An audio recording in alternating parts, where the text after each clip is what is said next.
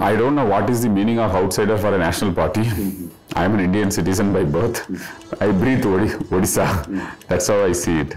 And it is my karmabhoomi. And to add it all, the people of Odisha have to decide who is an outsider. So I leave it to the people of Odisha. I have no vested interest. We are talking about Odisha, which is witnessing a fierce battle this political season. On stake are 21 Lok Sabha seats and 147 assembly seats. The state has now won accolades for effective disaster management program, building some of the world-class sporting infrastructure, and running successful social welfare scheme. Chief Minister Naveen Patnaik is seeking a fresh mandate on some of these achievements. Helping CM Patnaik is former IAS officer V.K. Pandian. Pandian has been with the CM for the last 12 years. We talked to Mr. Pandian about his vision for the state and how will he help the CM to win a fresh mandate.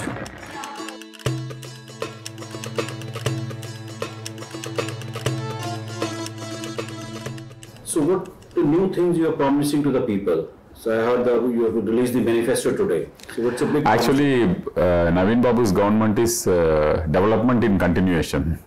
It's a continuous process. At every stage, you introduce or give importance to something. Like when he took over, he gave importance to disaster management, then food security. Like that, we have traveled a long way. Now, this term, he is looking at Odisha's 100 years of state formation in the year 2036. Right. But he keeps a 2-year buffer. Okay. And 2024 to 2034, he has kept as the decade for the youth. Okay. So he is going to completely focus on youth in terms of employment, investments coming in to create employment, skill development through which you can match the skill requirements, knowledge, right. Means transformation of high schools, colleges, scholarships for students. He has promised almost 98% of the students in colleges to get scholarships. Oh, that's one. So like that, many things for the youth. So through youth, he wants to create a new Odisha. Empowered Odisha. Like, some new youth budget also? We might have heard about farmers budget, gender budget, climate budget. Naveen Babu is introducing a concept called youth budget. And he is keeping about 1 lakh crore spent over a period of 10 years. Every year 10,000 crores, which will be the youth budget. And then out of this 1,000 crores, he is keeping it as a separate initiative, in which the activities will be decided based on students' feedback. Students will have access to state budget, and they will play a role in deciding what all needs to be done to make them more competent and confident. Okay. Something more for the women also? I mean, since women seems to... Women always, yes, of course.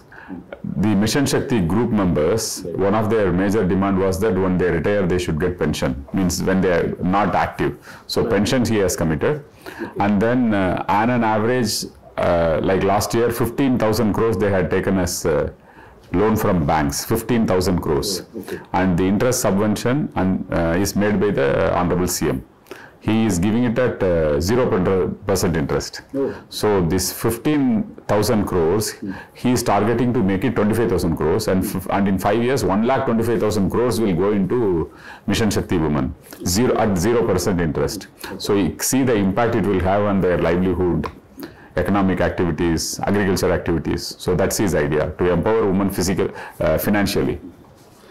So when any particular CM has a long tenure and he focuses on development, but what happens is also raises people's aspiration. They want more. So when if opponent is offering something more, sometimes they tend to look towards that person. So how would you look at your opponents offering more things like the BJP or maybe the Congress promising certain guarantees? So in 2014 election also they offered, 2019 election also they offered, 2024 also they have offered the moon and sun and everything under the sun.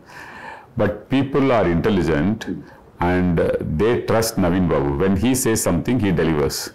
His is a lifelong guarantee. Not that during elections he will get something and announce something and make it guarantee. So can we frame this particular election as a contest between Naveen Babu's lifelong guarantee and Modi's guarantee? Yeah, you can. Or a contest between double engine and double Shankar this time? Honorable CM keeps telling it is 5T guarantee. Okay. Naveen's 5T guarantee. 5T has become a brand, his governance philosophy. And people trust 5T because it's delivering, it is transforming, it is transparent, it involves teamwork. So the slogan for this election or the letter and spirit with which he is looking at is through 5T. Naveen's 5T. So it appears that you have brought about some strategic change in the way election campaign is being held as compared to, let's say, 2019. So what changes you have brought to the campaign? It's purely micromanagement. Okay, okay. Scientific, technology driven. And Naveen Babu doesn't prepare for elections during the elections. His is a continuous process. Okay. So he focuses on organizational strength, training those people, making them work as a team. It's a very professionally run political party. So this time I think in the messaging you're also talking about the focus should be both on the Lok Sabha and the Assembly. Yes, of course. Yes. Missing earlier that. Yeah. Never it was done. Okay. So political parties thought that even if you don't do publicity, people will go and vote for the same party, but it is not the case. So this time, that was a learning last time, so BJD is focusing on that. Now your opponents say BJP's top leadership claim that they will form the government of the state. So how do you look at their claims? So Honorable CM, when he heard that they claim that they will form the government, he said that he just made a 10-second video saying that for long years, BJP has been daydreaming. They have a habit of daydreaming about forming the government. So that quote of his video quote has gone viral, more than 10 million views. I think you also mentioned somewhere that BJP may try to break the BJD after the elections. I think that was not the way it was put. It is that in 2014. Their target was 120. Okay. So the question was different. The question which was asked by the press was different. So I was answering that. So in 2014, their target was 120.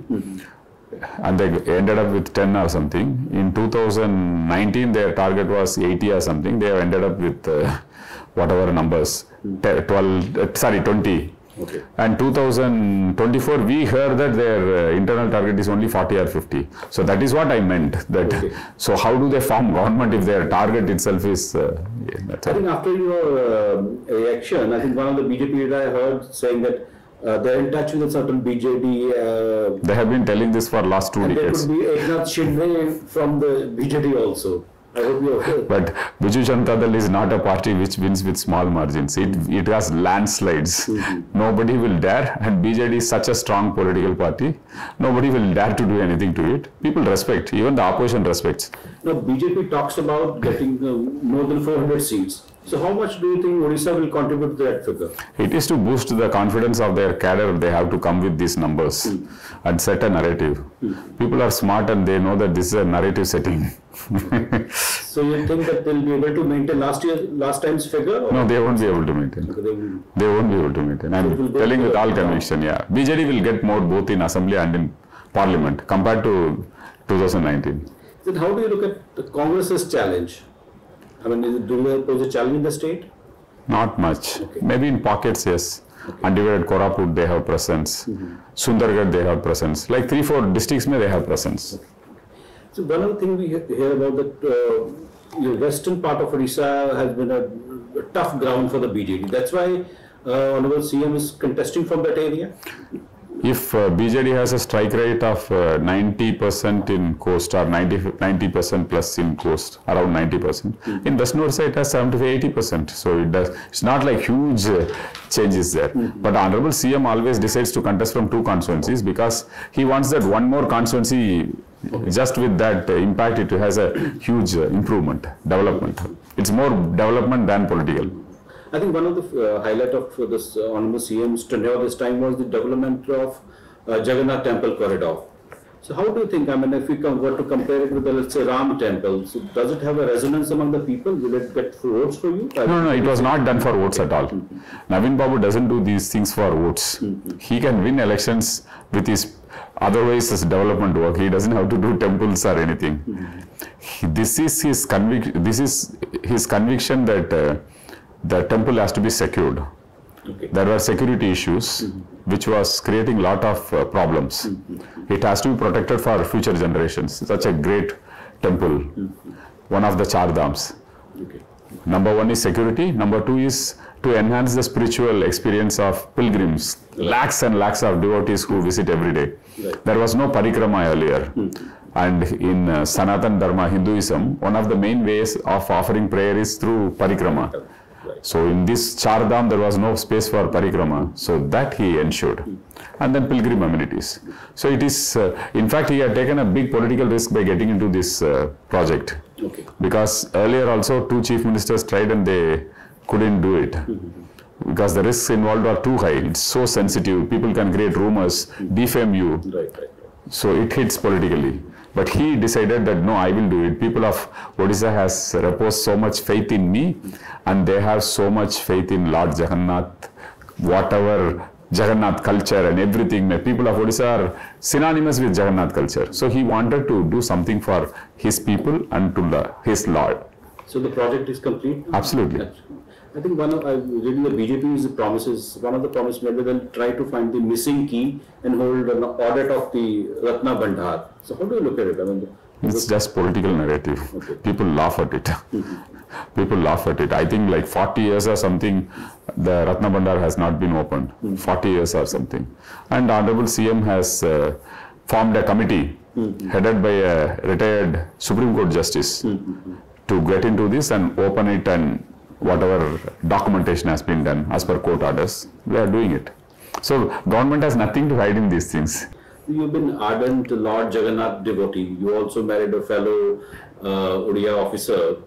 But you find that in the political attack, the BJP or the Congress, they say that you are an outsider to the state. So how do you see it? I mean, how do you react to it? I don't know what is the meaning of outsider for a national party. I am an Indian citizen by birth. And I breathe Odisha. That's how I see it. And it is my karmabhoomi. And to add it all, the people of Odisha have to decide who is an outsider. So I leave it to the people of Odisha. I have no vested interest. So are you now the political heir to Honorable CM's legacy? And that's how we look forward to it? Honorable CM has always held that people of Odisha will decide who will succeed him. Okay. I am a disciple of him, and I follow all his good values he possesses, and he is an inspiration for all of us. Contesting elections, this time you're not contesting? No, I am not contesting elections. I have made it clear the day I joined the BJD that I am here to help the CM in this election. But you are open to contesting election at some point in future? We should not get into hypothetical questions right now. I would say that I am completely focused on making the Chief Minister win his 6th term and serve the people of Odisha.